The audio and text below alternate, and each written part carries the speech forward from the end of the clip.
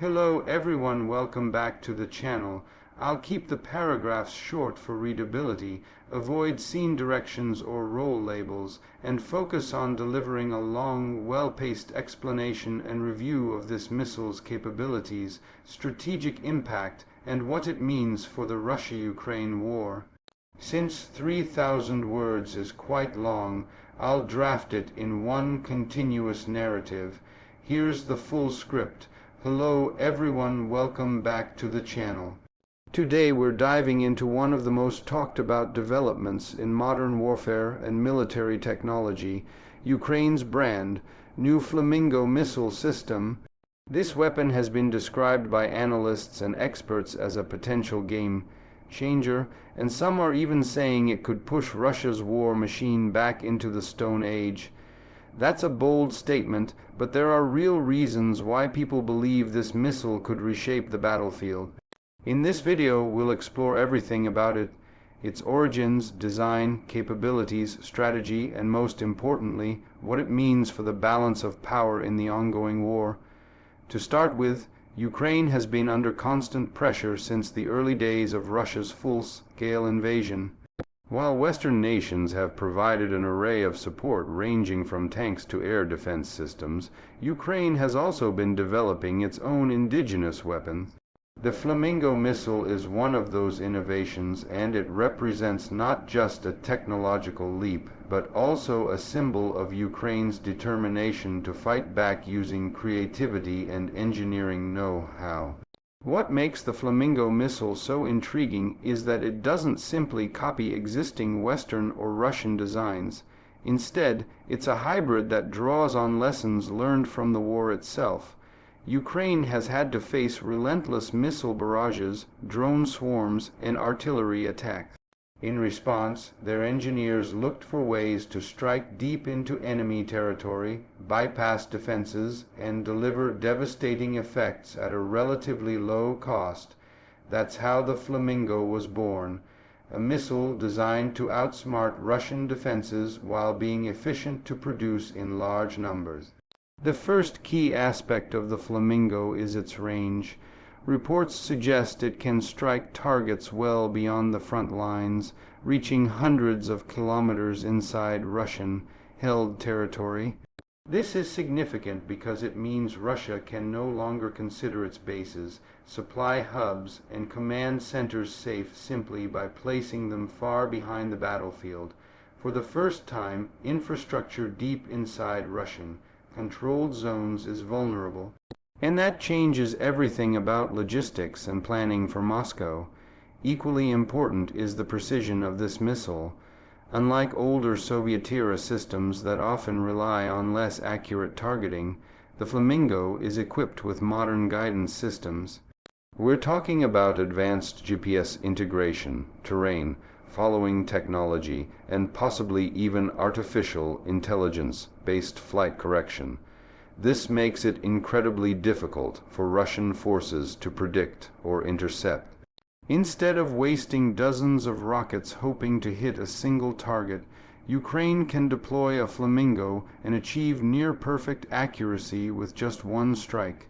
Now let's talk about speed and maneuverability. The Flamingo isn't just a slow cruise missile that can be tracked and intercepted. It's been engineered to fly at unpredictable altitudes, weaving through radar coverage and even performing evasive maneuvers.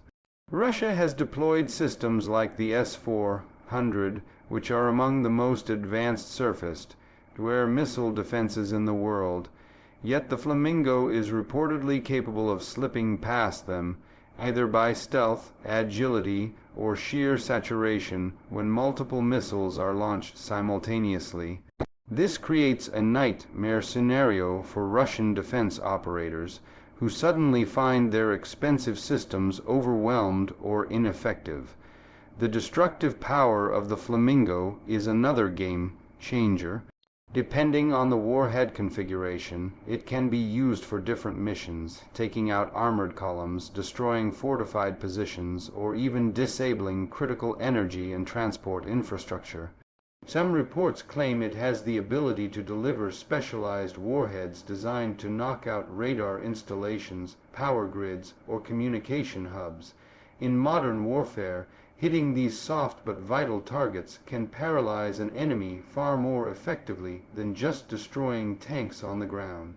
One of the most overlooked aspects of this missile is cost. Ukraine understands that in a war of attrition, affordability is key. Building a weapon that's too expensive or too complex would limit its availability. But the Flamingo appears to strike a balance. It's advanced enough to make an impact, yet cost-effective enough to be mass-produced. This means Ukraine doesn't have to rely solely on limited Western supplies. They can roll out these missiles in significant numbers on their own. Now imagine the psychological impact this creates.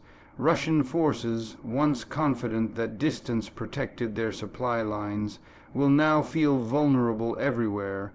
Commanders will have to constantly relocate headquarters, convoys will face greater risks, and morale among soldiers could plummet. This is not just about physical destruction, it's about undermining the very confidence of the enemy. Let's also consider the geopolitical implications. Western allies have sometimes been cautious about providing Ukraine with long-range strike weapons, fearing escalation. But if Ukraine can produce its own Flamingo missiles, it reduces dependency on external approval and strengthens its sovereignty in military decision-making. At the same time, the success of such a weapon could push Western partners to step up and provide even more advanced systems, knowing Ukraine has the capacity to use them effectively. From a strategic perspective, the Flamingo aligns with Ukraine's broader shift toward asymmetric warfare.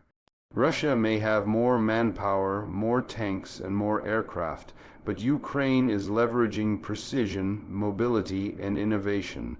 Instead of matching Moscow tank for tank, they're focusing on smarter weapons that level the playing field. This is the essence of modern 21st century conflict, brains over sheer brawn. It's worth comparing the Flamingo to Russia's own arsenal. Moscow has relied heavily on missiles like the Caliber and Iskander. These are powerful, but also expensive and sometimes unreliable. In contrast, the Flamingo could be cheaper to build, easier to maintain, and more adaptable. If Ukraine manages to field hundreds of these, they could launch waves of strikes that Russia struggles to counter. Essentially, it flips the script. Instead of Ukraine constantly defending against missile barrages, Russia might find itself on the receiving end for the first time at this scale. Another fascinating aspect is the role of drones in combination with the Flamingo. Ukraine has become a master of drone warfare, using small UAV to scout, target, and sometimes even attack.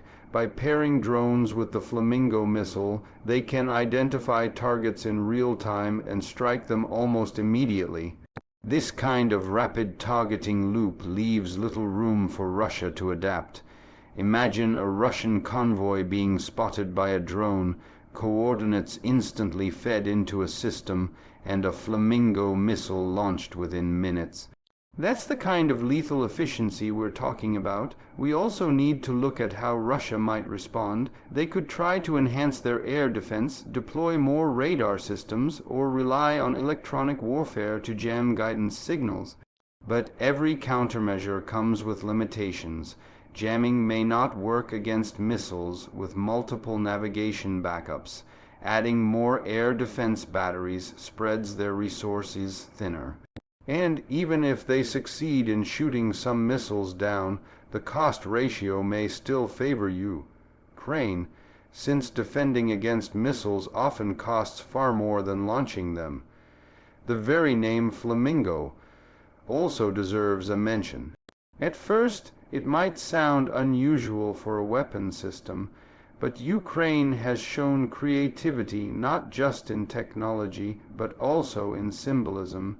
Names like Flamingo may carry psychological weight, making the weapon more memorable and distinctive. It could also be a subtle way of projecting confidence, as if to say, even something graceful and elegant can be deadly when needed. Beyond the battlefield, the Flamingo missile also speaks to Ukraine's growing defense industry. Developing such a weapon during wartime is no small feat. It shows resilience, innovation, and the ability to adapt under pressure. This could pave the way for Ukraine not just to defend itself today, but to become a serious player in the global arms market tomorrow. Countries facing similar threats might look to buy such systems, further boosting Ukraine's economy and strategic partnerships. As the war continues, the introduction of the Flamingo missile could accelerate certain dynamics. Russia may be forced to pull back some assets, rethink its supply routes, or divert resources to defensive measures instead of offensive operations.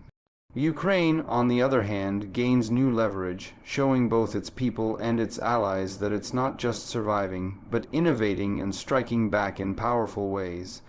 If we step back and look at the bigger picture, the Flamingo represents more than just a weapon.